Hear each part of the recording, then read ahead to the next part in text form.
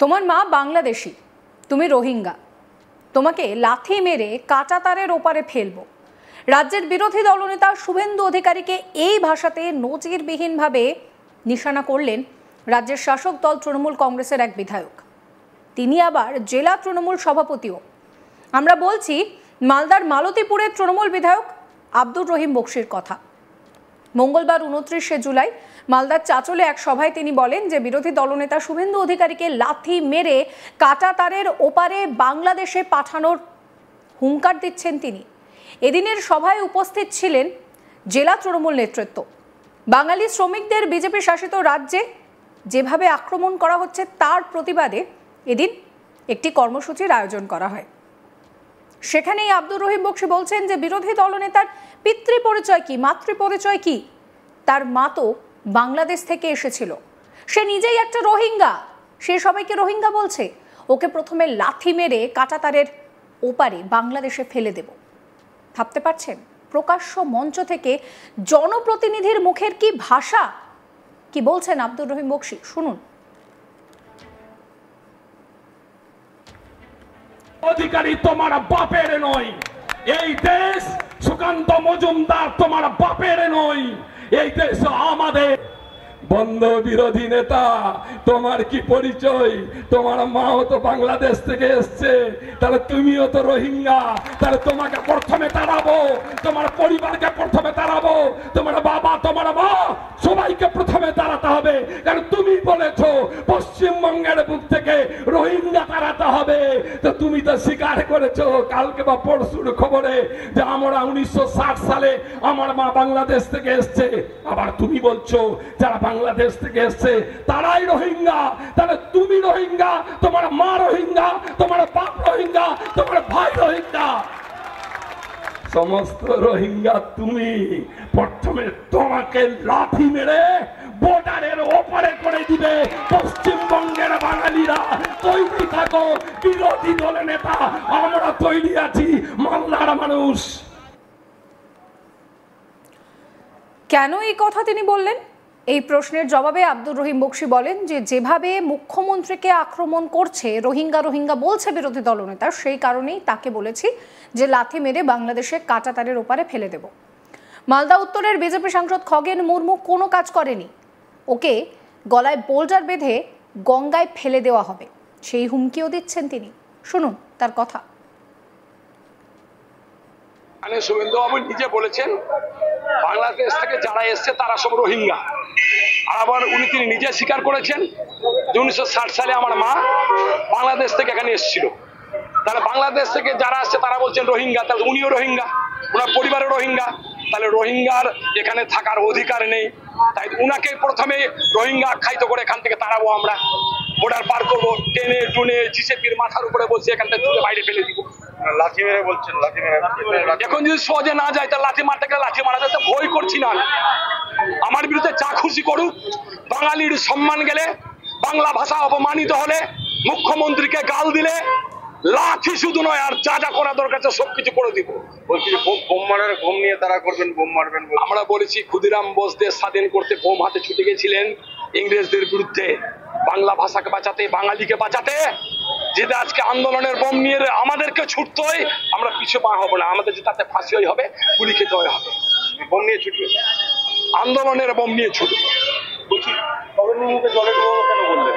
আমি জলে ডুবাবো না। খগেন মুর্মু আজকে 4-5টা গ্রামকে ধ্বংস করে দিলেন।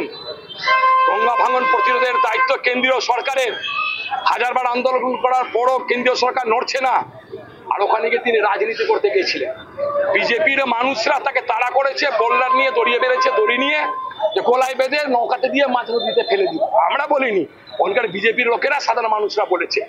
আমরা হিংসা রাজনীতি করি। বলছি না, আজকে কোন লেবারদেরকে কি করলেন? আজকে পরিযায়ী শ্রমিকদের সমস্ত পরিবার যারা আমাদের এখানে আছে তারা সবাই এসেছিল, মিছিলে পায়ে পা মিলিয়েছে।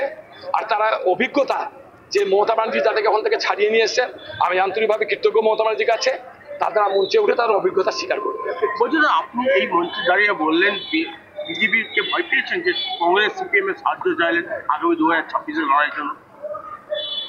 বিজেপি তো আমি বলেছি আর বক্তব্যের মধ্যে দিয়ে, বিজেপি আমাদের কাছে কোনো ফ্যাক্টর নয়। মানুষ তাদেরকে প্রত্যাখ্যান করেছে। কিন্তু সিপিএম এবং কংগ্রেস মানুষকে বিভ্রান্ত করছে, কতিপয় মানুষ, আর সেখানে মানুষকে বিভ্রান্ত করে দিয়ে বিজেপিকে সমর্থন করছে ব্যাকগ্রাউন্ডে। আমি বলছি হাত বদল হচ্ছে রাতের অন্ধকারে, আমি এটা বলেছি, অস্বীকার করছি না।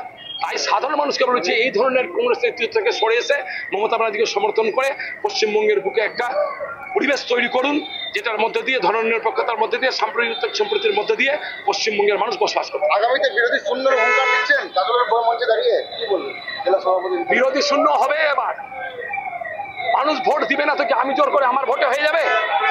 মানুষ ভোট দিতে চাইছে না, কংগ্রেসকে চাইছে না, সিপিএম কে চাইছে না, বিজেপি কে চাইছে না, আমি কি নিজে ভোট দিয়ে দিব? মানুষ চাইছে না, মানুষের কথা শুনে বলছি এবার বিরোধী শূন্য হবে। আর উনি বলেছেন হবিপুরে নাকি ঢুকলে ধরবেন, মোদী সাহেব বলছেন গুজরাটে ধরলে ঢুকবো, ওখানে মহারাষ্ট্রের মুখ্যমন্ত্রী বলছেন এখানে ঢুকলে ধরবো, রেখা বলছে দিল্লিতে এখানে ঢুকলে ধরবো, সবাই বলছে ও শুনে শুনে বলছেন নরিম বক্স এখানে ঢুকলে ধরবো। পরিযায় সেই মহিলা যিনি মারা গেছেন আপনারা শুনেছেন খাটিয়াতে করে নিয়ে আসার পরে, তাকে খাটিয়াতে নিয়ে আসার কোনো দরকার ছিল না, শুধুমাত্র 2026 সালের নির্বাচনের জন্য তাকে খাটিয়াতে শুকিয়ে রাখলো, হাসপাতাল যেতে দিল না বলে মাটা মারা গেছে। সেই মায়ের মৃত্যুর প্রতিশোধ নিব বন্ধু হবিপুরের বিধায়ক। পাল্টা বিজেপির দক্ষিণ মালদা সাংগঠনিক জেলার সাধারণ সম্পাদক অম্লান ভাদুরী বলেন যে মাঝে মধ্যেই আব্দুর রহিম বক্সি একের পর এক আক্রমণ করছেন, তার ক্ষমতা থাকলে কিছু করে দেখা, ও ঠ্যাং ভেঙে কাঁটাতারের ওপারে বাংলাদেশে ফেলে দেব, ওর এক ছেলে ওখানে থাকে। কি বলছেন অম্লান ভাদুরী শুনুন। আর তিনি যদি এগুলো অনেক দিন ধরে বলছেন, তিনি এগুলো একটা করে দেখান তাহলে বুঝবো তার ক্ষমতা আছে। আর তিনি যদি এগুলো করে দেখান তাহলে এটা আমরা কথা দিচ্ছি তার ঠ্যাং ভেঙে আমরা তার বর্ডারের উপরে তাকেই ফেলে দেবো। এমনিতে তার ছেলে বাংলাদেশে থাকে, একসঙ্গে বাপ বেটাকে ওখানে পাঠিয়ে দেবো।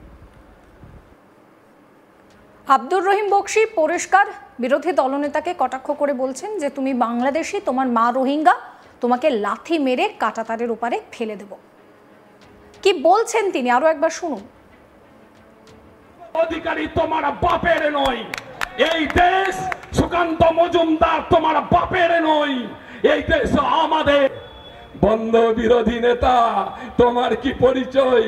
তোমার মাও তো বাংলাদেশ থেকে এসছে, তাহলে তুমিও তো রোহিঙ্গা, তাহলে তোমাকে প্রথমে তাড়াবো, তোমার পরিবারকে প্রথমে তাড়াবো, তোমার বাবা তোমার মা সবাইকে প্রথমে তাড়াতে হবে, কারণ তুমি বলেছো পশ্চিমবঙ্গের বুক থেকে রোহিঙ্গা তাড়াতে হবে। তো তুমি তো স্বীকার করেছো কালকে বা পরশুর খবরে যে আমরা 1960 সালে আমার মা বাংলাদেশ থেকে এসছে, আবার তুমি বলছো যারা বাংলাদেশ থেকে এসছে তারাই রোহিঙ্গা। সমস্ত খবরের আপডেটের জন্য আপনাদের নজর থাকুক আজ তাক বাংলায়। চ্যানেলটিকে সাবস্ক্রাইব করবেন, নোটিফিকেশন পেতে বেল আইকনে ক্লিক করবেন, ফলো করতে ভুলবেন না আজ তাক বাংলার হোয়াটসঅ্যাপ চ্যানেলও।